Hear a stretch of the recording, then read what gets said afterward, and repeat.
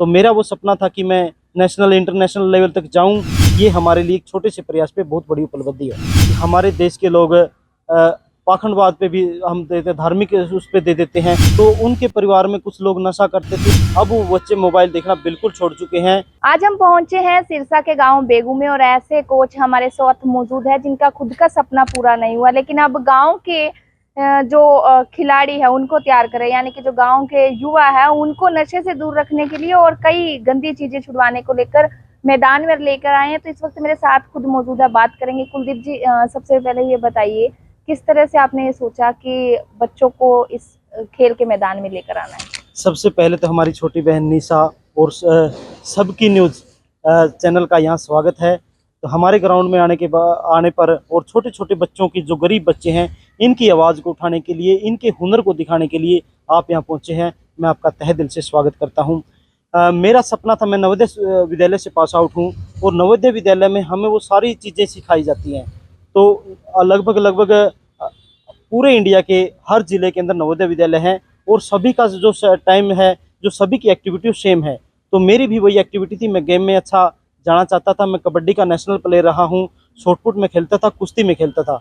तो मैं चाहता था कि आगे बढ़ूँ, लेकिन नवोदय से पास आउट, नवोदय में हमें सारी फैसिलिटियाँ मिली, लेकिन नवोदय से पास आउट होने के बाद मेरे घर की स्थिति ऐसी थी कि मैं आगे नहीं बढ़ पाया, कोचिंग नहीं ले पाया और अपनी तैयारी आगे नहीं कर पाया।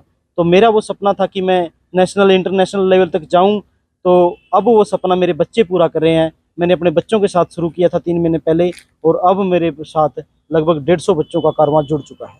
तो 3 महीने के बाद अब तक कितना क्या कुछ रिजल्ट देखने को मिला? बच्चे कहाँ तक पहुंचे?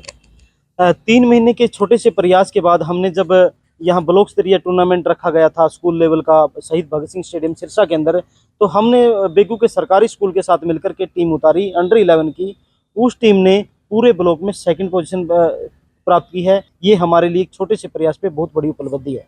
जी, तो सर किस तरह से मैनेज करते हैं, क्योंकि डाइट भी आप अपनी तरफ से देते हैं और फ्री ऑफ कॉस्ट सिखा रहे हैं? अभी तो हम अपने लेवल पे ही कर रहे हैं, लेकिन हमें उम्मीद है सिरसा के लोगों से, हमारे देश के लोगों से, क्योंकि देश जब हमारे देश के लोग पाखंडवाद पे भी हम देते, धार्मिक उस पे दे देते हैं, गरीबों की मदद करते हैं, जब वो मदद कर सकते हैं। लेकिन हमारा तो प्रयास एक देश के लिए अच्छा है, क्योंकि ये बच्चे जब आगे बढ़ेंगे, देश का नाम रोशन करेंगे। सबसे पहले सिरसा का नाम रोशन होगा।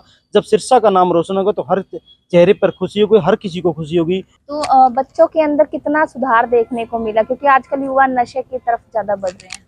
अब इतना बड़ा सुधार हमें देखने को मिला है कि जो बच्चे हमारे पास 3 महीने पहले आए थे, तो उनके परिवार में कुछ लोग नशा करते थे या उनकी जो एक्टिविटी थी, अब वो एक्टिविटी काफ़ी में सुधार हो चुका है। एक तो सबसे बड़ी बात है, उन बच्चों में डिसिप्लिन आ चुका है।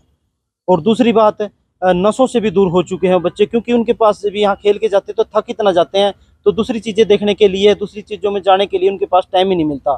तीसरी बात, वो बच्चे जब यहाँ आते, तो जो बच्चे पहले मोबाइल देखते थे 5-5 7-7 घंटे, अब वो बच्चे मोबाइल देखना बिल्कुल छोड़ चुके हैं और फास्ट फूड खाना छोड़ चुके हैं। इतना बदलाव आया है कि काफ़ी बच्चे तो ऐसे हैं, मैं आपको ऑन ग्राउंड दिखाऊं कि वो बच्चे लगभग 3-3 4-4 किलो, या किसी बच्चे का तो 8-8 किलो भी वेट कम हुआ है और बिल्कुल हेल्थी हो चुके हैं, स्वस्थ हो चुके हैं। जी, बहुत बहुत शुक्रिया। तो ये थे कुलदीप जी, जो कि अब अपना सपना पूरा नहीं कर पाए, तो अब गांव के बच्चों का भविष्य संवारने में लगे हैं, यानी कि कुश्ती के मैदान में सुबह शाम रिहर्सल करवाते और अपने शिक्षा का नाम बढ़ाने के लिए उन बच्चों को आगे खेलने में उनका अहम योगदान निभा रहे हैं। सिरसा से अब की न्यूज के लिए निशा खन्ना।